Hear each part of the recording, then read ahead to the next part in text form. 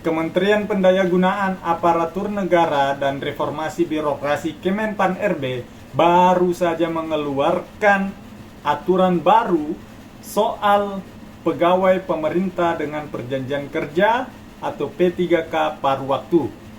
Aturan ini tertuang dalam keputusan Menpan RB nomor 16 tahun 2025 yang ditekan oleh Menteri Rini Widiantini pada 13 Januari 2025, 3 hari yang lalu.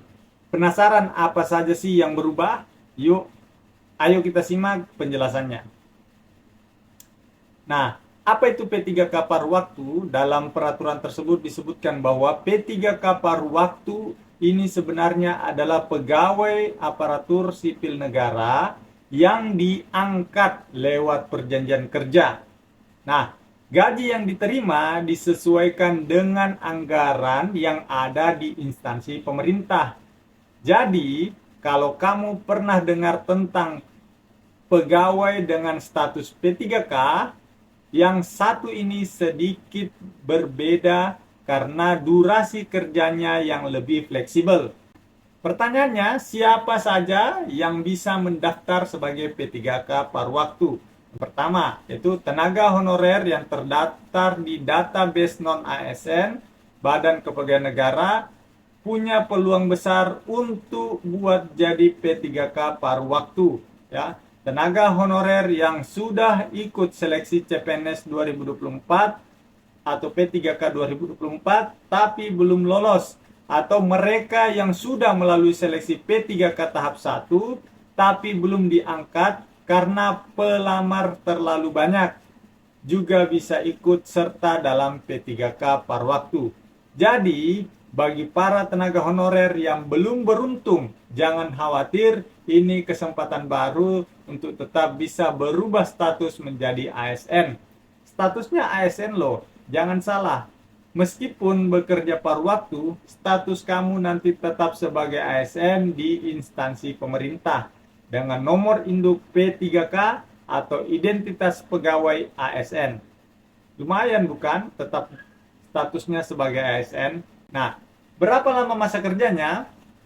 Disebutkan bahwa perjanjian kerjanya dibuat untuk setahun dengan evaluasi kinerja setiap 3 bulan dan setiap tahunan. Hasil evaluasi ini akan jadi pertimbangan apakah kontrak kerjamu akan diperpanjang ataukah kamu diangkat jadi P3K penuh waktu. Jadi ada peluang untuk kamu berubah status dari P3K paruh waktu menjadi P3K penuh waktu tanpa tes berarti ya, cuma melalui evaluasi. Nah, gaji P3K paruh waktu itu berapa? Gaji yang diterima oleh P3K paruh waktu paling sedikit setara dengan gaji saat ini atau saat masih menjadi non-ASN. Itu paling sedikit, bisa lebih ya. Atau sesuai dengan upah minimum di daerah masing-masing.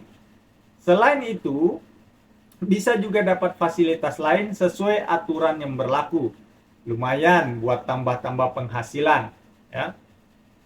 Apakah bisa pindah instansi atau tidak? Nah, kalau kamu mau pindah instansi, berarti kamu harus mengundurkan diri dulu.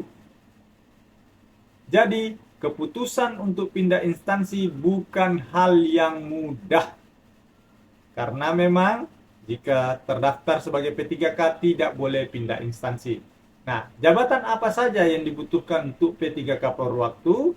Nah, di sini disebutkan juga bahwa P3K paruh waktu ini akan buka untuk beberapa posisi seperti guru dan tenaga kependidikan, ya. Yang kedua, tenaga kesehatan. Yang ketiga, tenaga teknis pengelola umum operasional, ya. Yang keempat, operator layanan operasional. 5, pengelola layanan operasional. Dan terakhir adalah penata layanan operasional. Jadi, buat kamu yang tertarik untuk jadi P3K paruh waktu, pastikan kamu cek peluang di jabatan-jabatan tersebut. Saya doakan kamu bisa menjadi statusnya berubah jadi ASN. Nah, itu dia beberapa hal penting terkait aturan baru P3K paruh waktu. Semoga bisa memberikan gambaran kepada kamu. Kalau kamu tenaga honorer, ini bisa jadi kesempatan emas untuk bisa berkarir sebagai ASN.